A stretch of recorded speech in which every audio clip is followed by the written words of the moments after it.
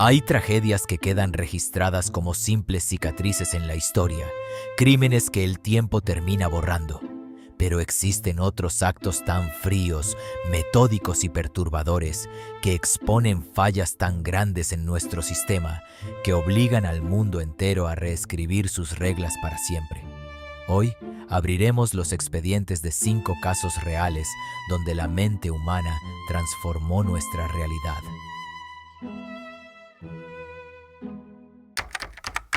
El 24 de noviembre de 1971, bajo una tormenta helada en el noroeste de Estados Unidos, un hombre impecablemente vestido con traje oscuro, corbata y gafas de sol, pagó en efectivo un boleto de ida en el aeropuerto de Portland. Bajo el nombre de Dan Cooper, abordó un vuelo comercial. Se sentó en la última fila, pidió un bourbon con soda, encendió un cigarrillo y le entregó una nota cuidadosamente doblada a la azafata. El mensaje era claro. Llevaba una bomba en su maletín. Con una calma aterradora, Cooper exigió $200,000 en billetes de 24 paracaídas. Cuando el avión aterrizó en Seattle, las autoridades cumplieron sus demandas.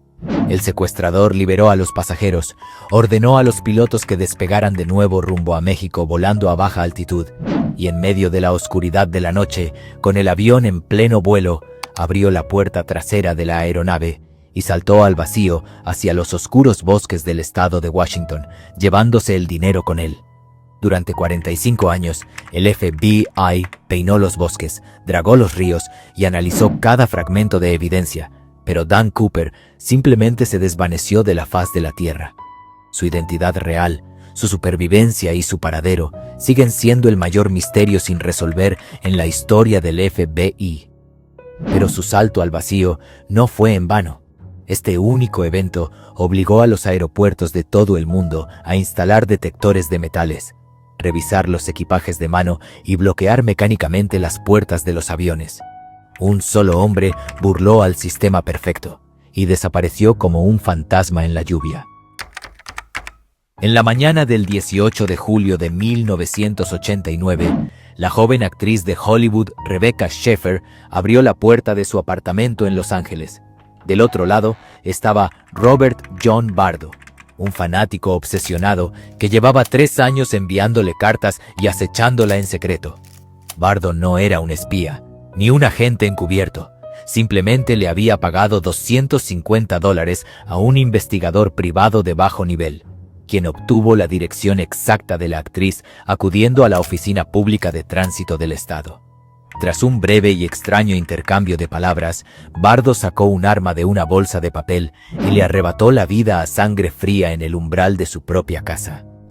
Este escalofriante asesinato reveló una falla en el sistema que nadie había querido ver. La información personal y las direcciones de cualquier ciudadano estaban disponibles para cualquiera que pagara una tarifa mínima en las oficinas del gobierno. Tu vida entera era pública y cualquiera podía comprarla. La indignación por este crimen fue tan masiva que obligó al estado de California a redactar la primera ley contra el acoso o stalking en la historia.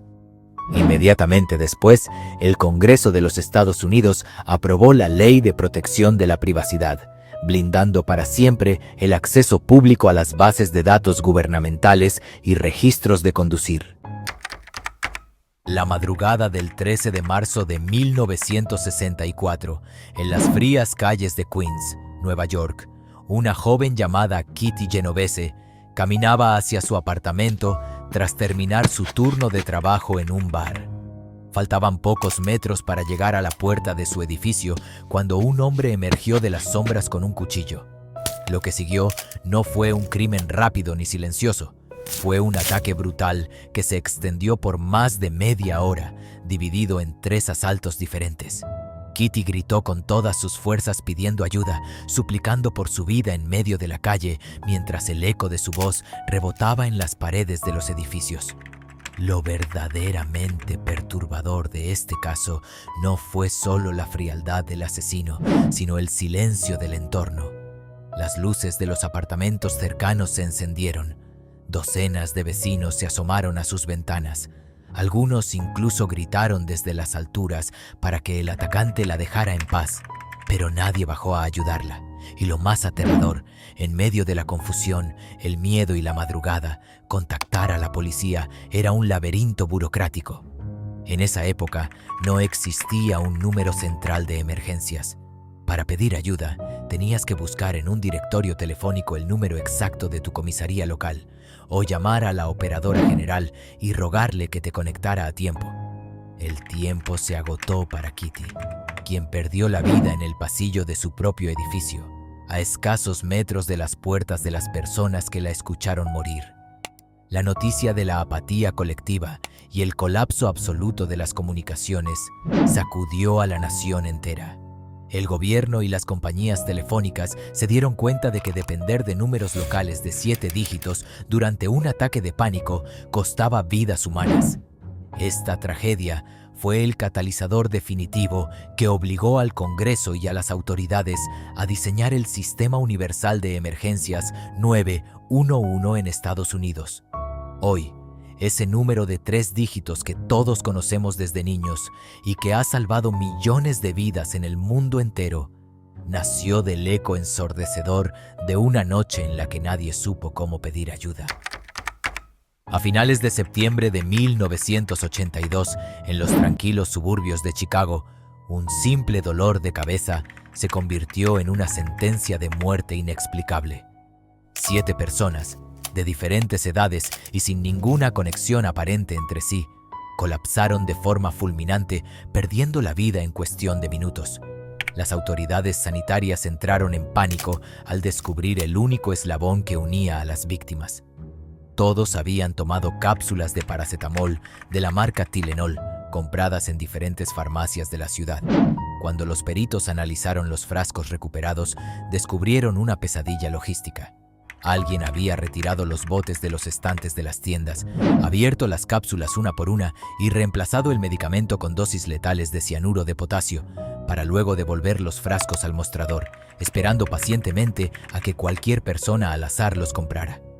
No había un objetivo específico, no había un manifiesto, ni una exigencia de dinero. Era un acto de terrorismo puro, silencioso y completamente aleatorio. La policía de Chicago y el FBI investigaron a miles de sospechosos, pero la naturaleza aleatoria del crimen hizo imposible rastrear al culpable. El asesino del Tylenol jamás fue atrapado, y el caso sigue abierto hasta el día de hoy. Sin embargo, el impacto de este fantasma obligó a la industria farmacéutica y alimentaria a inventar los sellos de seguridad de aluminio y los anillos de plástico en las tapas. Hoy, cada vez que rompes el sello de un producto nuevo, lo haces gracias al asesino que nunca fue encontrado. En la madrugada del 1 de noviembre de 1955, en una carretera solitaria y nevada en las afueras de la ciudad de Sterling, Colorado, un vuelo comercial de la aerolínea United Airlines explotó en pleno aire a más de 3.000 metros de altura, desintegrándose en cientos de pedazos que cayeron sobre los campos de cultivo.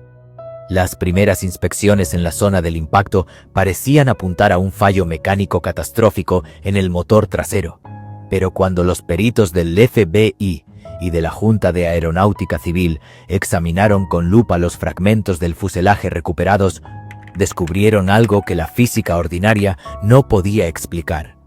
Varios trozos de metal de la estructura principal mostraban marcas de quemaduras químicas y deformaciones hacia afuera, como si una fuerza descomunal hubiera detonado desde el interior de la sección de equipaje. La investigación dio un giro radical cuando los agentes analizaron los registros de la carga y el historial de los pasajeros a bordo. Un joven de 24 años llamado John Gilbert Graham había comprado un seguro de vida por valor de $37,000 en una máquina expendedora del aeropuerto apenas unos minutos antes del despegue, nombrándose a sí mismo como único beneficiario y utilizando el nombre de su propia madre, quien viajaba en ese avión rumbo a Alaska para visitar a unos familiares. Al registrar la casa y los talleres del sospechoso, la policía no encontró rastros de arrepentimiento, sino pruebas irrefutables: barriles de dinamita, rollos de cable eléctrico y un detonador de tiempo casero, idéntico al fragmento microscópico encontrado en el equipaje facturado. Lo verdaderamente perturbador del caso no fue la frialdad del móvil económico, sino la confesión sin escala de remordimientos que Graham entregó a las autoridades tras ser detenido, donde describió con total naturalidad cómo construyó la bomba utilizando piezas de relojería baratas y la ocultó dentro de una caja de regalo envuelta para despistar a los controladores. El sistema judicial de la época se enfrentó a un vacío legal insólito, ya que la legislación federal de Estados Unidos tipificaba el homicidio y el sabotaje aéreo bajo normativas estatales dispersas, obligando al fiscal a procesar un atentado terrorista masivo como un homicidio múltiple ordinario.